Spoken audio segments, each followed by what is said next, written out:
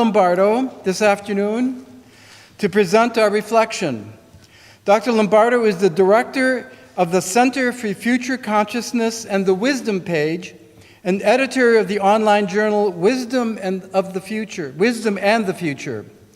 I encourage you to explore these titles online, as they are all websites. You will truly be amazed at the richness and depth of the material dedicated to exploring the positive future. Tom is Professor Emeritus and retired Faculty Chair of Psychology, Philosophy, and the Future Studies program at Rio Salado College.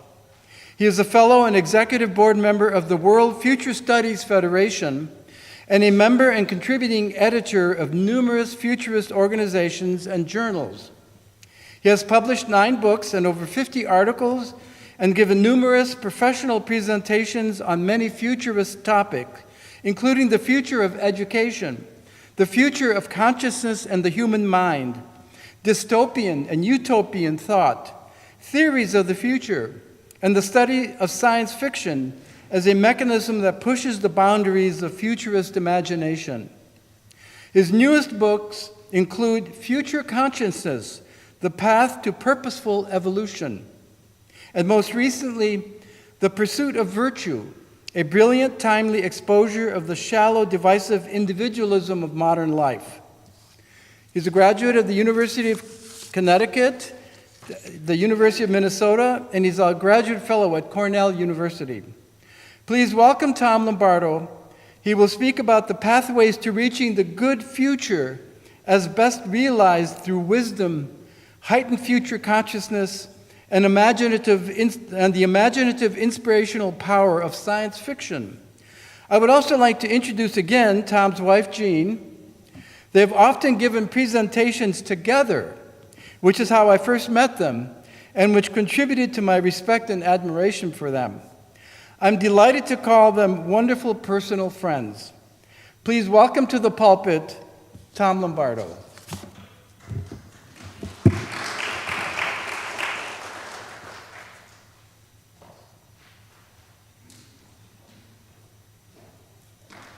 Robert told me to make sure that I watch the steps.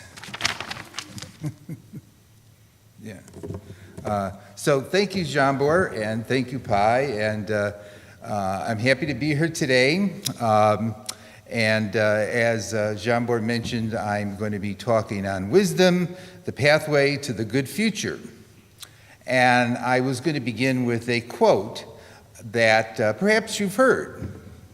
And if not, it's a very good quote to reflect on.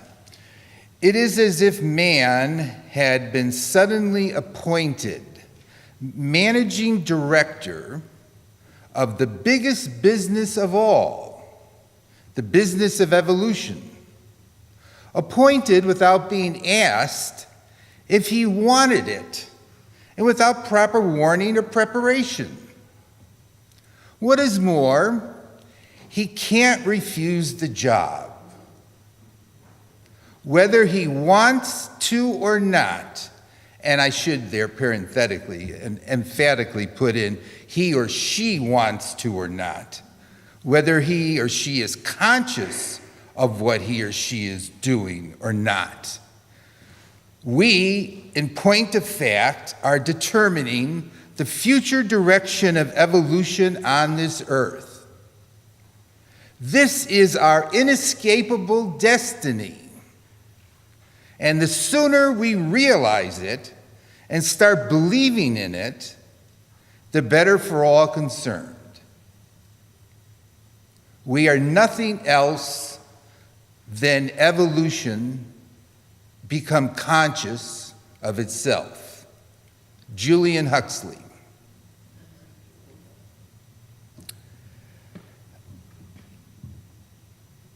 We find ourselves individually, collectively, in what I refer to as the accelerative global contemporary transformation, where there's multiple trends, challenges, problems, all interacting with each other, and there's lots of competing theories and viewpoints and ideologies trying to explain it all. What's going on? What are we supposed to do about it? What are the solutions? What are the really difficult things in front of us? Now, this pervasive existential transformation that we find ourselves in is actually, at least to a significant degree, a reflection of nature. It is a reflection of nature because we, individually, collectively, socially, are embedded in a reality of flux and flow.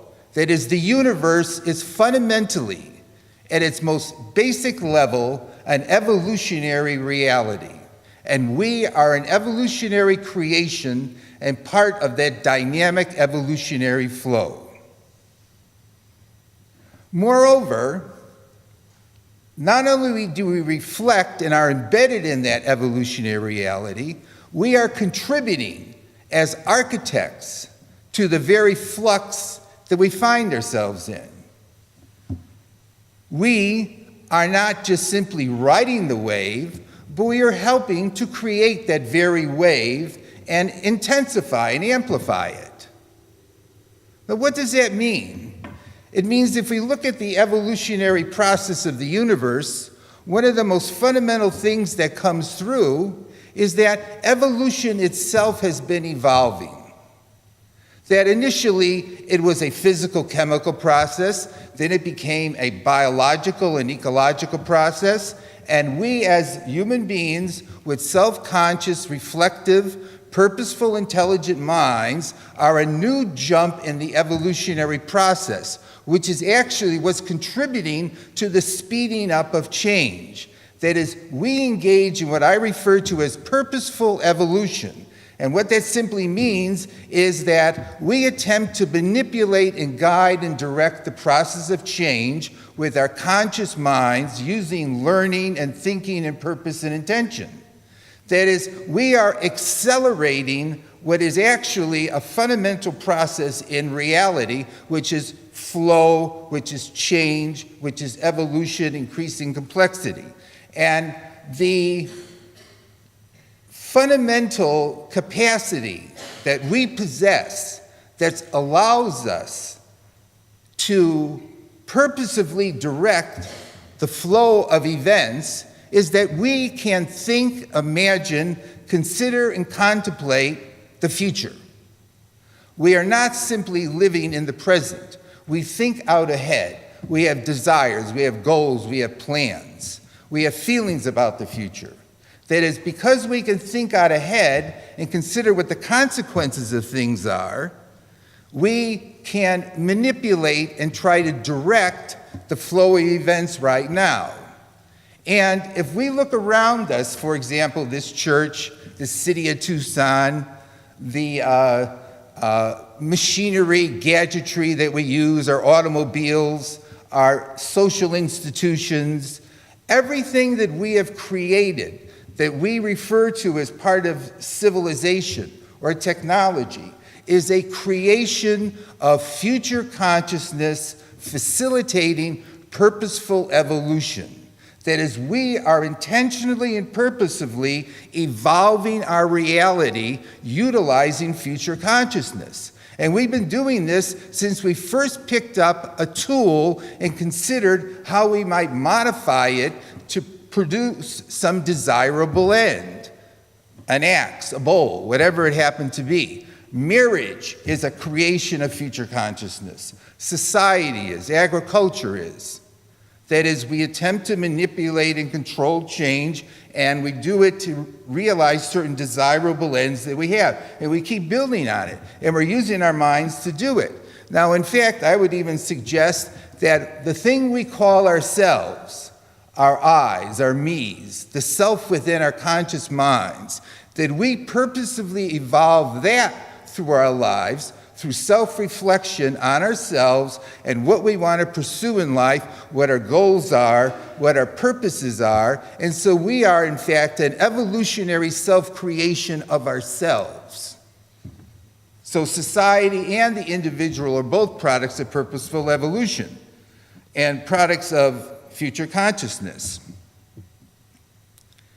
If this is the reality that we are embedded in, if this is the reality that uniquely and most distinctively captures the essence of humanity, then the good future is to accept and pursue and embrace and do the best we can with the purposeful evolution of ourselves and the world around us. It is our very nature to purposefully evolve through future consciousness. If we took that away, we would be a vegetable. And since that is our very nature, the path to the good future is to maximize that capacity or ability. As Julian Huxley said, we should face the fact that we're in charge of evolution, the evolution of ourselves, and in fact try to do it well, as opposed to deny it, to run away from it, to resist it, to try to retreat into the past, to try to maintain stability. The world is not stable. Nature is not stable. The universe is not stable. We're not stable. And so we might as well do a good job of evolving ourselves as opposed to denying the idea of evolution or denying change. And I think that the highest expression of future consciousness, that is the capacity to think out ahead and try to direct change to positive ends as best as we can, using the knowledge and capacities of our mind, is wisdom. Wisdom is an idea that's been around in the East and the West for thousands of years. And if you look at the different definitions of it, and Jean-Bert gave one a little bit earlier, you'll find that almost all of them come down to, do I understand reality well? How well do I understand it? And do I use that knowledge to produce the best ends possible?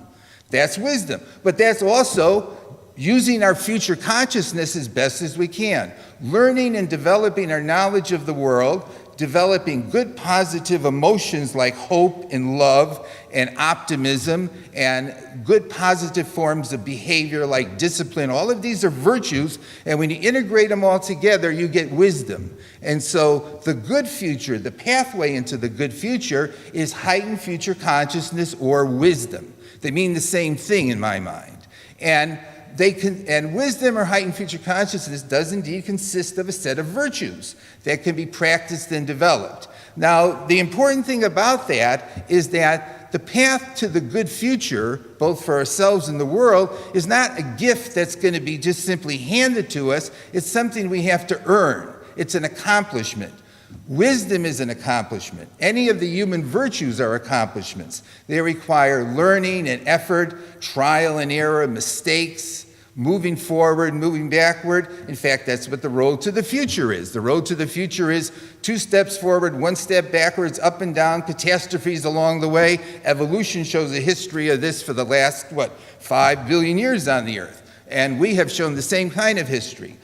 So in fact, it requires this concerted effort on our parts to develop our capacity for wisdom and develop our capacity for having those virtues necessary for it. And I would suggest that wisdom should be our guiding operational system for directing our future, and it all should be the goal that we think of when we think of how do we want to move toward the future with respect to ourselves. Now, there's lots of visions about how humanity might evolve in the future.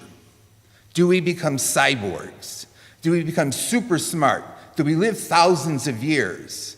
There's a million different visions in science fiction about the future of humanity, the possibilities. I would suggest that the ideal vision for the future of humanity is to become increasingly wise. Now, we can be wise cyborgs, and I actually have an article called The Wise Cyborg. It's silly to deny that we utilize technology, but we should utilize it wisely and think in terms of evolving ourselves as wise cyborgs as opposed to shallow cyborgs. But we should have as our ideal for human society a wise society. And what should we teach in education? Fundamentally, what we should do is we should be facilitating the development of wisdom in education. That's the bottom line, whether it's elementary or higher education.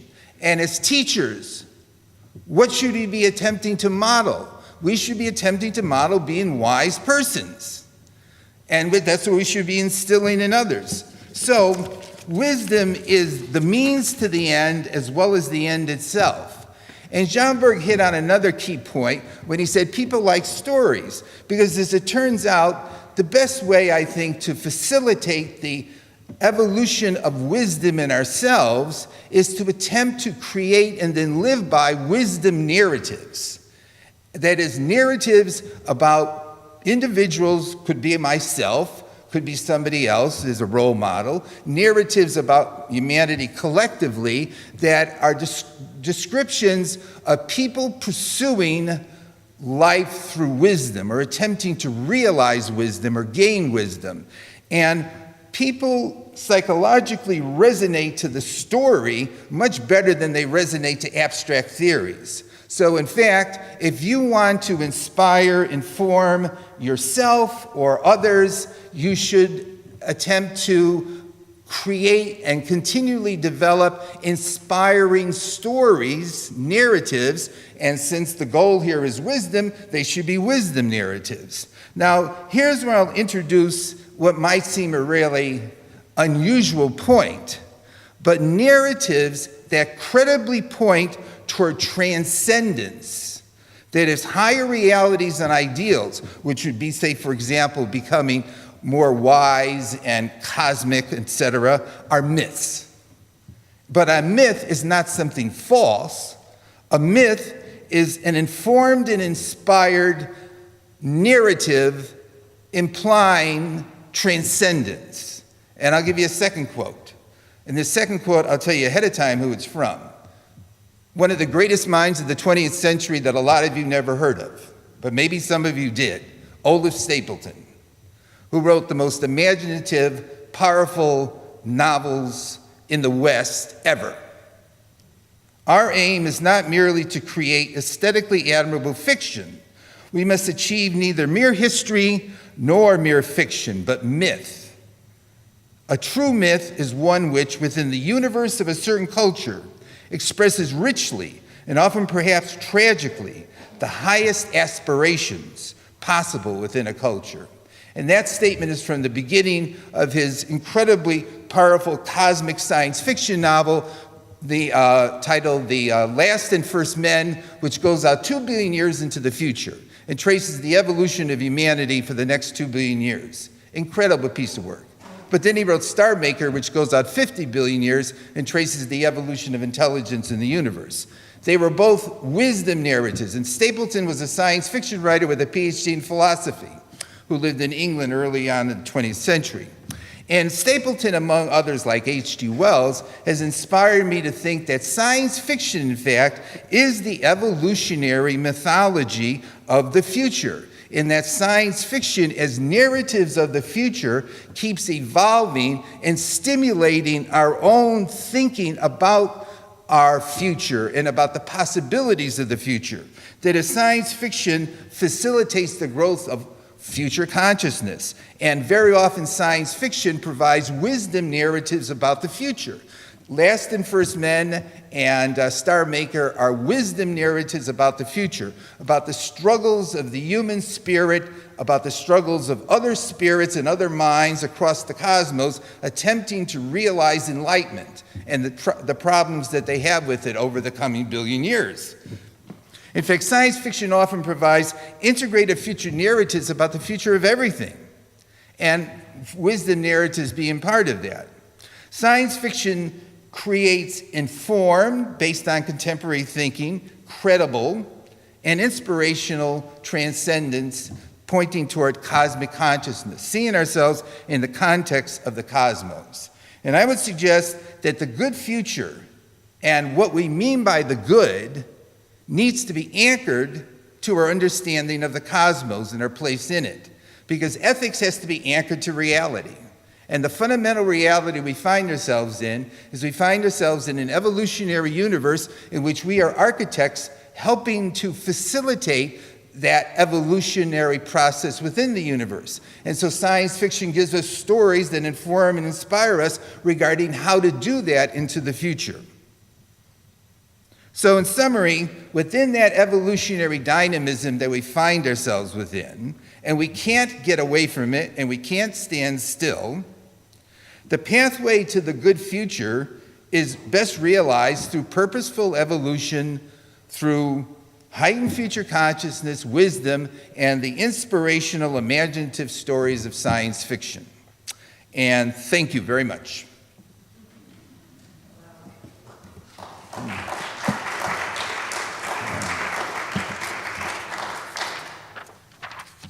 And I just leave, right?